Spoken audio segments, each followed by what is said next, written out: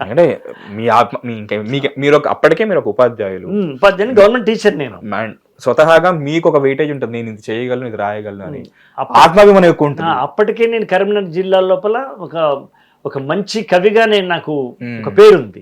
కాబట్టి నాకు మీ వారసత్వ పరంగా కూడా మీ తల్లిదండ్రుల నుంచి వచ్చిన పేరు కూడా చాలా ఎక్కువ ఉంది. కాబట్టి నాకు అది ఇష్టం ఉండదు.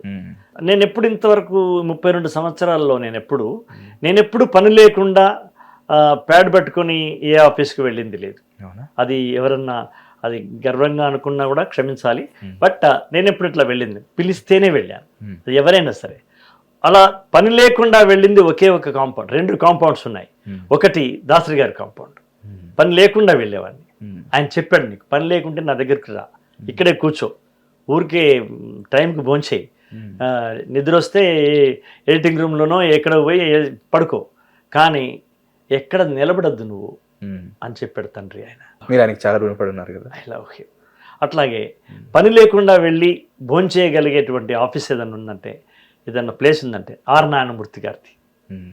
పని ఉన్నా లేకున్నా వెళితే, ఏ టైంకి వెళితే ఆ టైంకు భోజన టైమా టిఫిన్ టైమా, నేను కూడా ఎలాంటి బిడియం లేకుండా తినగలిగే చోటు 2. ఒకటి దాసరి గారిది, ఒకటి ఆర్ నారాయణమూర్తి గారిది.